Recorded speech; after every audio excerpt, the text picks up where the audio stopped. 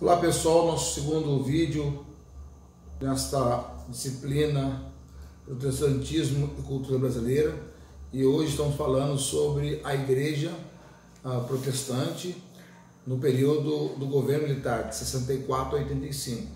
É lógico, para falarmos dessa igreja nesse período, nós temos também um assunto religioso político antes desse fato, não é?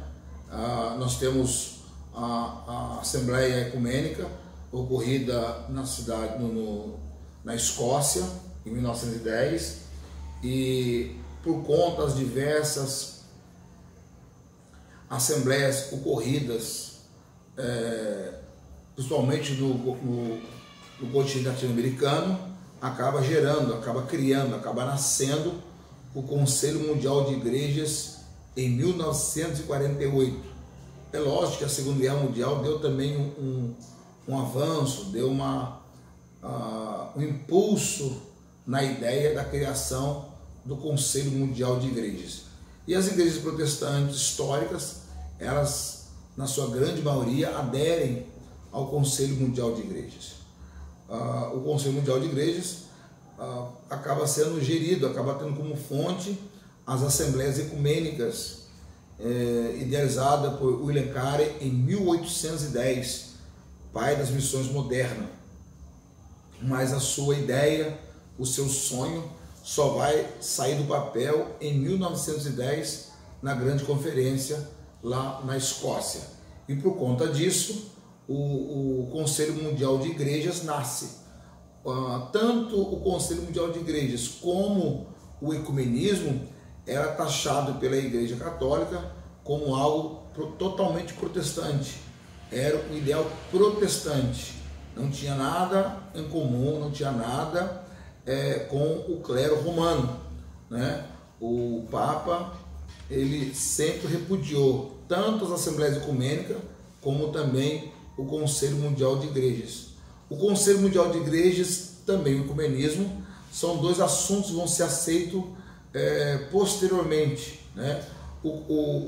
As Assembleias Ecumênicas vai ser reconhecida, se assim eu posso dizer, pelo João 23, em continuação com Paulo VI, já por conta do concílio, né? O 21º concílio ocorrido no Vaticano, chamado Vaticano II, por quê? Porque é o segundo concílio convocado pelo Papa e que acontece na cidade, ou no estado do Vaticano, melhor dizendo. Então, aí por conta dessa segunda convocação feita pelo João 23, e acontece no estado do Vaticano, então o nome do concílio, o 21º concílio católico ecumênico, acontece no estado do Vaticano, já no ano 59. João 23 tem essa galardia de convocar um concílio, e nesse concílio ele vai trabalhar o ajornamento, né? Uma linguagem mais simples, mais empírica, ou seja, o ornamento da igreja.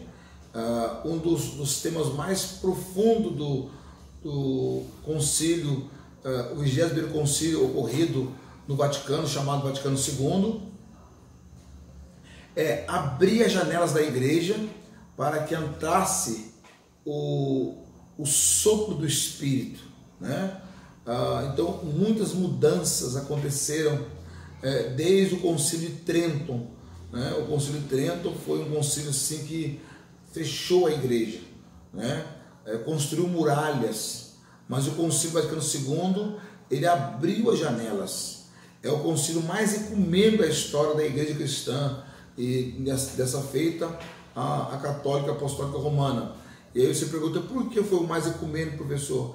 Porque o Papa João 23 convidou, né, teólogos protestantes. Então Moltmann, Cummam e tantos outros fizeram parte do Concílio do Vaticano II, né, como observadores. Calbart, enfim, eles fizeram parte do Concílio do Vaticano II. E muitas questões dentro dos documentos, dentro das constituições, dentro dos decretos, né, do Concílio Vaticano II, temos aí alguma coisa, alguma semente protestante, porque sempre após uma assembleia, um bispo designado por João 23 reunia os teólogos protestantes e conversavam sobre o tema de portas fechadas, e os protestantes davam a sua ideia, davam faziam suas observações, e essas observações foram atendidas pelo colégio de bispos que trabalharam no concílio, né, do Vaticano II, já no final dos anos 50 e ali nos primeiros anos dos anos 60. O concílio do Vaticano II, ele dá um boom à igreja católica e faz a igreja protestante rever a sua posição. Por outro lado, a criação do CMI é uma aliança das igrejas protestantes, e sempre respeitando as suas tradições, mas porém com objetivos comuns, né? Muitas pessoas, principalmente os missionários americanos, fizeram muita crítica tanto ao ecumenismo quanto ao Conselho Mundial de Igrejas. Mas por quê? Porque na realidade, principalmente o movimento pentecostal, por que os missionários americanos criticaram muito, e até hoje nós temos um ranço dentro da igreja quanto ao Conselho Mundial de Igrejas, também quanto às assembleias ecumênicas? É porque na realidade a teologia americana queria sobrepor em toda a América Latina, e o CMI, tanto o CMI como as assembleias ecumênicas, elas atrapalhavam, elas eram um estorvo, era uma pedra na frente do caminho da teologia americana. No entanto, a nossa teologia, a Assembleia de Deus, ela cresceu em números, mas não crescemos em conhecimento.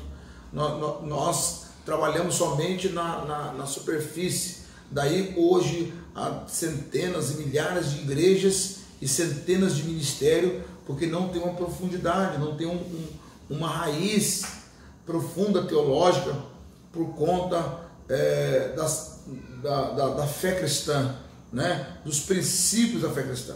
Então, nós temos aqui essas duas questões. Então, a partir tanto do ecumenismo quanto do CMI, e também, do Concílio do Vaticano II, então, os protestantismos começam a rever a sua posição, a sua trajetória, a sua estrutura, né, de evangelização, começa a rever essas questões, tá? Na terceira assembleia, já que acontece, né, em 48 é fundado, e agora em 61 nós temos uma assembleia na Índia, do Conselho Mundial de Igrejas.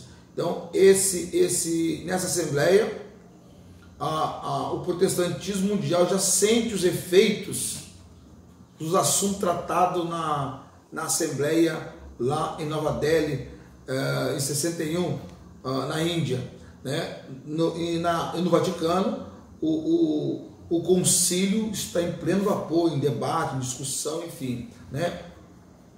Sempre se reunia no final do ano os bispos do concílio, né? E nessa assembleia de Nova Delhi acabou sofrendo, né, uma adesão muito importante. E aí você pergunta qual a adesão importante. Foi o Conselho Internacional de Missões, né, que acaba criando um pensamento sobre vínculo entre missão e unidade. E também a adesão da maioria das igrejas ortodoxas e de duas igrejas pentecostais. Então, já em Nova Delhi, o conselho começa a se estender, e o seu braço agora já chega na igreja pentecostal, que era resistente, e duas igrejas pentecostais acabam se aderindo ao Conselho Mundial de Igrejas. Então nós temos a igreja, essas duas pentecostais do Chile, e também as igrejas ortodoxas, né? E aí o CMI acaba tornando-se bastante católico. Vamos para o próximo vídeo.